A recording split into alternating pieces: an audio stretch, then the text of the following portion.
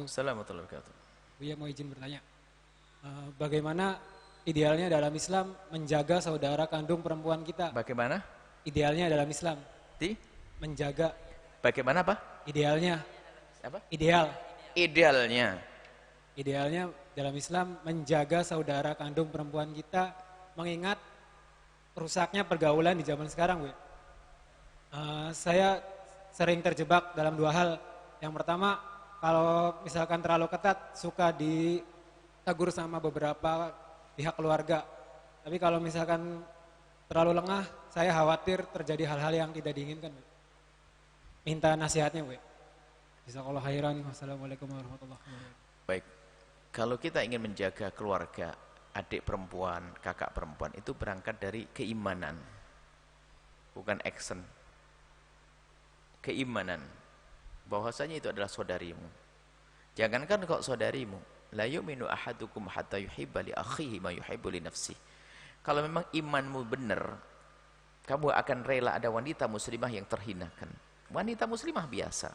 Bagaimana jika itu adalah adik kandungmu dan kakak kandungmu? Dari iman di sini adalah menjadikan orang menjaga. Iman kemudian dibarengi dengan kasih sayang. Maka iman yang di hati kita itu menjadikan orang itu ingin menjaga dia, dan cara menjaga ditumpangi dengan kasih sayang. Jadi kalau mengetati pun deketat dengan kasih sayang. Dan itu adalah dengan iman, termasuk diantaranya. Jangan ogah-ogahan deh kalau ternyata harus mengantarkan kakaknya pergi keluar kota. Harus berkorban kita sebagai seorang laki-laki. Perjuangan, pahalanya besar. Saya akan siap waktuku untuk muka. Kemana kau pergi? Jangan sampai kau berjalan sendirian. Aku akan temani, aku akan jaga. Oh Allah, istimewa ini. Adik perempuan kau oke. Nah. Sekolah saya antarkan. Tidak boleh kau dibonceng siapapun. Nah ini hebat seperti itu. Dan kita harus punya waktu untuk itu. Dan karena Allah ini menjadi kita nyaman. Nah masalah ketat ini adalah cara kok. Sebab seorang wanita beda loh ya. Jangankan kok saudara, suami istri saja kadang seorang istri bilang diketatin sama suami saya. Kayak narapidanya saja. Maksudnya gimana sih? Kemana-mana dikawal. Ajib, kamu kok bodoh banget. Kenapa harus pakai dikawal? Kenapa kok bilang sekarang manapun aku pergi, aku ditemani? Kan enak kok jadi dikawal. Memang dasar hatinya sudah nggak benar. Padahal sama-sama. Jadi menjadikan nyaman itu adalah hati. Coba, karena dia sudah enek sama suaminya, bilang kemana-mana dikawal. Coba yang satunya, Masya Allah itu suaminya sayang banget, sampai ke toilet pun ditunggui. Hah? Masa dikawal bahasanya? Jadi beda. Kok kawal? Ini kan banyak wanita dungu itu menerjemahkan kasih sayang jadi beda. Dikawal, kemana-mana dikawal, pergi harus kawal. Apa Islam kok ribut banget? Istri kemana-mana dikawal. Dikawal. Pernah suatu ketika begitu. Pasti kita berdiskusi tentang kemuliaan wanita, ada satu istrinya kiai yang memang punya pemikiran aneh, nyeletuk. Hah, repot banget. Kemana aja dikawal. Saya itu Jakarta, Surabaya itu sendirian enak, nggak ada masalah. Kemana-mana harus dikawal. Syariat Islam direndahkan. Astagfirullah. Saya harus sabar sejenak. Tak tahan, ada kamera seperti itu. Coba, saya kameramen, coba bayangkan seandainya ada dua wanita. Yang satu wanita yang Masya Allah suaminya selalu nempel dengan dia. Kemanapun pergi diantarkan, akhirnya mau beli tiket istrinya, kau duduk di sini sayang, saya belikan tiket. Ngantri beli tiket, suaminya duduk. Sudah duduk dibelikan jus lagi. Saya tunggu ya, saya belikan di ngantri. Biar nggak terlalu lama jaganya.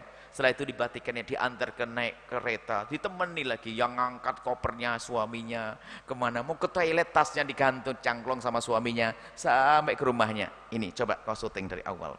Yang satu lagi perempuan hebat, ngantri beli tiket sambil megang koper di kanannya, masuk kereta api bingung mengangkat tasnya, terus habis turun dari stasiun tak ke toilet, tasnya masuk toilet, pikul sini, keluar sini. Coba enakan mana? Yang pertama. Ibu yang tadi sok jadi malu. Yang pertama. Orang sombong dengan syariat. Wong ditemani suami kok nggak mau, itu ada apa dirimu dengan suamimu? Hah? Kok dibilang, nah ini masalah ketat ini kadang-kadang cara kita dalam memberikan atau belum difahamkan dia. Jika memang dalam pergaulan kita tampakkan kasih sayang dengan dia, dia akan menerima. Tapi kalau kita tidak pernah tampak kasih sayang, tiba-tiba nggak boleh bahasanya. Ya, harus saya kawal, tidak enak. Mau kemana dek? Abang antar ya kalau gitu, Masya Allah. Oke bang, senang dia karena hubungan baik. tapi abangnya nggak pernah baik-baik. Awas ya, anterin ya, syariat Islam ini.